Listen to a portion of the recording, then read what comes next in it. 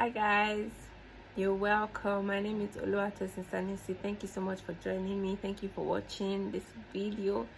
So today we're going to be talking about 5 questions to ask your future spouse or your potential spouse, fiance, your boo to be. So yes, we're going to talk about 5 questions, to ask them, so that both of you can be on the same page, because the Bible says that can two work together except that they agree. So yes, you guys need to talk about these things and agree on them, set a balance before you proceed, or as you proceed. That would be a better word, as you proceed. So the very first thing we're going to be talking about is the very first thing you're going to need to talk about with your future spouse is, what are your spiritual beliefs? So I grew up from a family that or from a background that you have to pray. I used to attend CAC, Christ Apostolic Church. So you have to pray, you have to clap your hands, you have to shake your body as you're praying. If you're not shaking your body, you're not praying. If you're not shouting, you're not praying. And as in children's church, our pastor, then if you're not praying, if you cannot hear your voice, you come and beat your back. Just so that you have to shout. They'll tell you, Bariwo. Amazing time. So you have to shout, to pray and all of those things. So I was used to the kind of prayer, those kind of prayer. I have to be shaking your head, shaking your body. So every part of your body, that yes, you are praying. And my husband, yes, he had a bit of CS in his background, but he was more of a cool, calm, collected person about praying. Just calm, let's just pray, let's just talk to God, about it. And then sometimes like, there's no fire in this prayer as this guy is praying.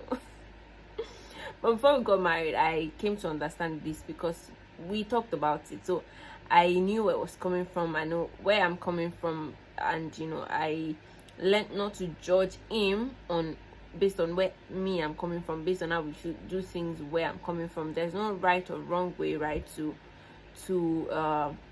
pray, in terms of shouting or not shouting. It's your choice.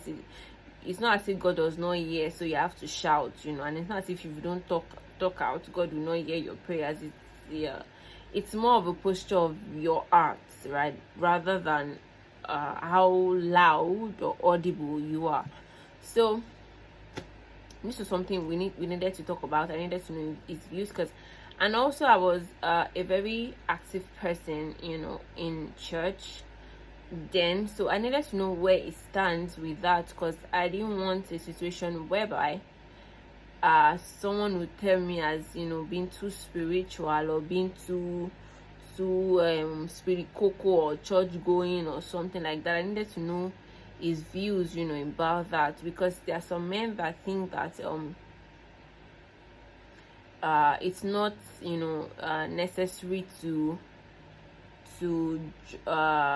join a unit in church, which is fine. I mean, it's your choice, but I wanted that. I like to serve in church, and I needed to know, like, okay, hope it won't be like when we need to go to church early in the morning to be an issue for you, because as a worker I have to resume early in church, and stuff like that. These are the things we needed to talk about. Unfortunately for me, my husband is also a worker. I was even me that was struggling with the waking up parts, because I already felt this sort of ease as regards waking up early, and we have to go for the 2 services, and I'm like, can't we go for one? Can't you just serve in one service? Why do we have to go for the 2? But I learned to adjust as time passed by. But this is something you really have to talk about, because a lot of us are just church goers, and we're not really serving God. We're just going to church because it seems like the wise thing to do on a Sunday. It's not really because you want to actually go to serve God. you just go there to take pictures, post on your status, oh, I was church today, so people know that you went to church. And or Sundays is just the time that you have to serve God and to pray to God. So it's important to talk about these things, especially if you're someone that really yearns after the heart of God and you just want to really do things for Him. You need to make sure that you're on the same page with whoever it is that you want to marry, so that the person also fuels your fire. The person doesn't quench your fire. It actually makes sure that your fire never goes down by encouraging you, pushing you to be better, to serve God more, moves you closer to God. And so that you don't because I see a lot of married people that when they get married, it seems like their spiritual fire dies or reduces. This doesn't necessarily mean it's the fault of the spouse. Sometimes adjusting and all of this affects that, but you need someone that even when all of that is happening, the person understands that this is not where we should be. We need to be on fire for God. And the person is constantly, you both are constantly encouraging yourselves to be better and all of that. So you need to talk about your spiritual beliefs. Where do you both stand in terms of spirituality? Some people just see God as up there, and there's really nothing so much about Him. But you need to talk about these things. Let your future spouse know where you stand, what you truly desire, what you really want to be in terms of your spiritual life and your walk with God, and know where they stand too, so you can do two by two, and okay, does it tally? Can we do this? Do we agree? So that it doesn't become an issue in your marriage, because it seems like, oh, mommy is the prayer warrior, daddy just sleeps around, or oh, daddy is the prayer warrior, mommy just sleeps around. Do you get? You need to both encourage each other, because there are times that one person will be weak, and the other person has to be able to pull the weak person up. And there are times that you both just need to encourage each other. So when the strong person is weak and the supposed partner is not on the same page spiritually, who helps the weak partner up? Do you understand? So you don't have to serve God the same style. You don't have to both be the prayer, like let your spouse serve God the way they want to. The most important thing is the posture of their hearts with God. And by their fruits you shall know them. See the fruits that they exhibit, right? Because it's not about speaking in tongues, it's not about praying all these fire prayers. If the fruits they're producing are rotten, then all of that is just in vain. So it's more about their fruit, and not demon slaying, tongue speaking, and all of those things. More first, what is the condition of their heart with God? What's their heart posture? How do they see God? There's so many men of God I've seen that do not shout, but when they say one word of prayer, so many things happen. It's not about all the dance or the no, it's not about that. If that's how you pray, if that's how you know how to pray, that is fine. Do you understand? Because when we give our life to Christ, there's the way we serve God would actually show more, or would show these things more in our personality, right? So the way the way that I am would show in how I serve God. So there are people that are passionate. They are anything they're doing, they just like to put ginger, and all of those things, which is nice, right? So it will show, definitely. And the people that are just cool, they're calm, they're collected, and it will show in the way that they also pray. So there's nothing wrong, in these things. Just make sure that your partner is really someone that loves God and truly wants to do right, by God, even in his relationship with you, right? So another thing I'll be talking about is, another thing you need to talk about is money. Ego, kudi, owo. You need to talk about money. You need to talk about money, because I've come to realize that a lot of couples have issues with money, finance, in their marriage, which is it's a big issue, but not something that cannot be solved, or something that you cannot come, to an agreement on, right? So you need to be open about your finances to each other. You need to talk about these things. You need to know who is the better finance person. You need to have a savings as a family. You need to know how you want to save. So there's a 50 20 20 10 rule, I think, right? So you decide which you want to save, you decide which you want to use for yourself, you decide which you want to join together as a family. Do you want to have a joint account with your spouse, or you guys would just have your separate account, and when you need to save for projects, you just dedicate an account to it and you can save, put money together for that project, or you need to ask those questions. You need to ask, okay, rent, school fees, all of these things, how do we sort them? Better still, how do you buy your house?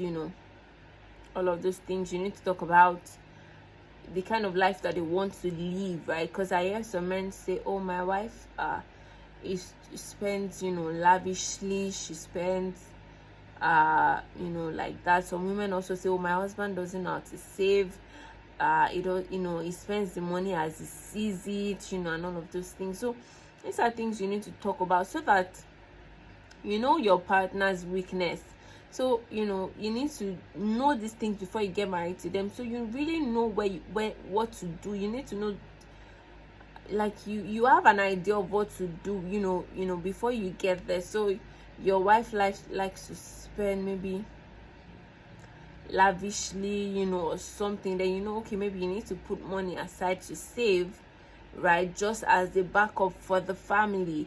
That means that, oh, maybe you are going to be the man is going to be the better finance person, right? And you guys have to cut your clothes.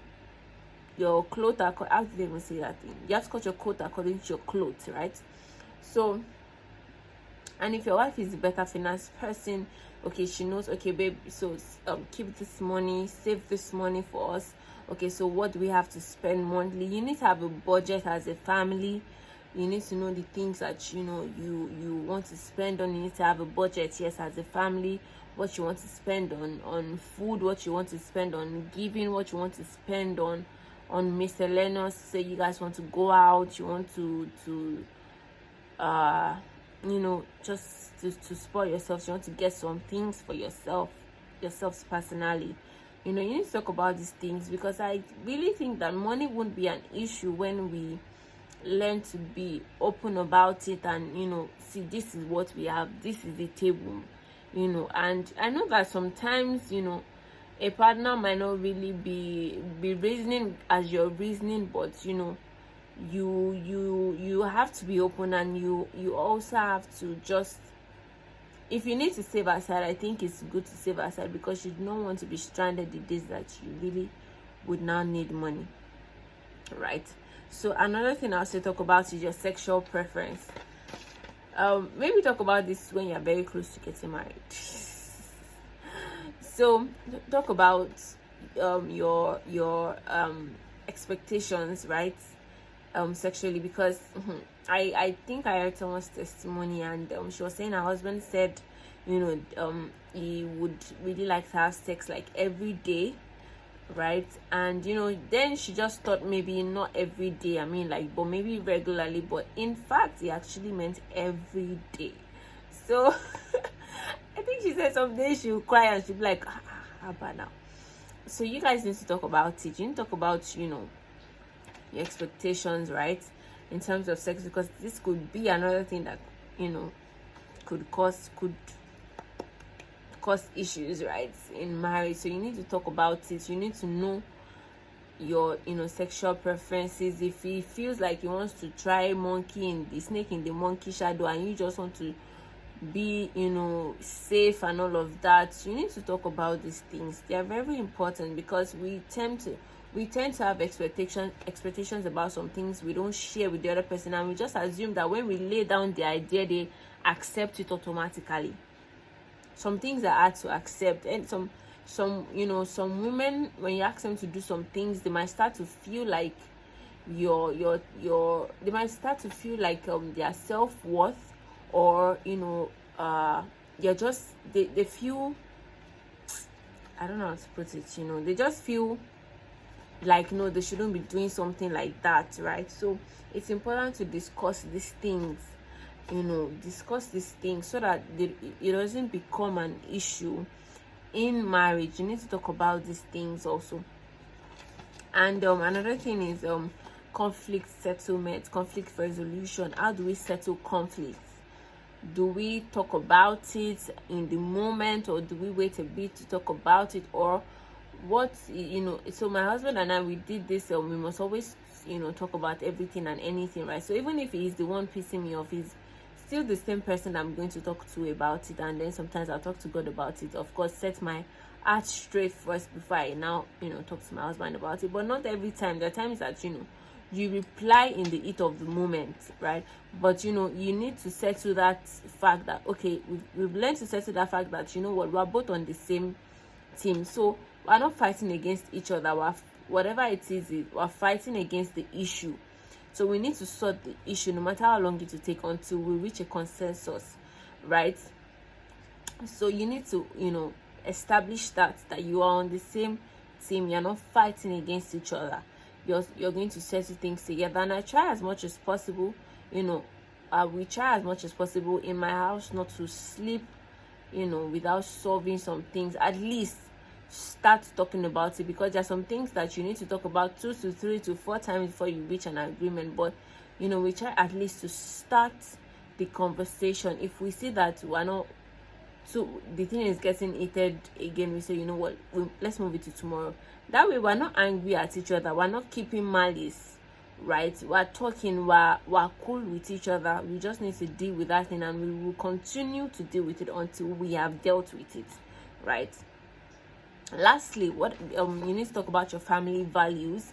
What kind of family do you want people to see you as? Of course, you're not trying to please people, but you need to know what you want to represent, right, as a family. I remember before I got married, I prayed and I asked God what he wanted, my husband and I to, by the reason of our union, right? What are the things that you want us to do? What are the things that you like us to achieve? Because I like to think that God doesn't just do things without a purpose. So I needed to know the purpose for the marriage. I needed to have a word to run with for our marriage, for our home. So I remember praying about it, and it gave me his word for my family, for my marriage, confirmed it with my husband. And we have that to run with. We have our family core values. We have our statement, our vision and mission statement as a family. Yes, we do. These are things that we would like to imbibe in our children, even as they grow. And we are already trying to imbibe it, as both of us, and even with our baby, right now, so that as they grow older, it just becomes easy because they see it. It's not like we're telling them, they see it, and that's the easiest way to teach them anything. So when they start acting it, we can easily let them know that yes, these are the values of the house, and they're going to see it even on our walls, right? So they know that, okay, these are the core values holding and guiding this family. So these are important things you need to talk about with your future spouse, your intended. It's so important. They're really, really important. And you can also buttress on them. Ask situation-based questions. What would you do if you were in so situation? Ask questions in a third party. I used to do that a lot now. I'm like, babes, I watched before we go married, babes, I watched so and so, and so happened and everything, and this was how the guy reacted. Babes, what would you have done, or what would you have advised the guy to do? Stuff like that. And I liked to hear his opinion, and they just in a way made me know him better, made me have an idea of this person better. Some people have to smart also. As much as they're doing these things, the place of the Holy Spirit cannot be ignored. You have to be sure that it's not a smooth talk, and they just know how to compose message that will impress you. So yes, on this note, I'll just stop here, and I wish you the very best, and I pray that you get it right, you do not make mistakes maritally and you build a home, you're intentional about building a home for God, and God will be the center of your marriage and the foundation. I pray that you have a beautiful home and you'll be happy all the days of your life. So thank you so much for watching. Please like, comment, subscribe, and please share if you have been blessed in any way. Thank you so much for watching. Bye.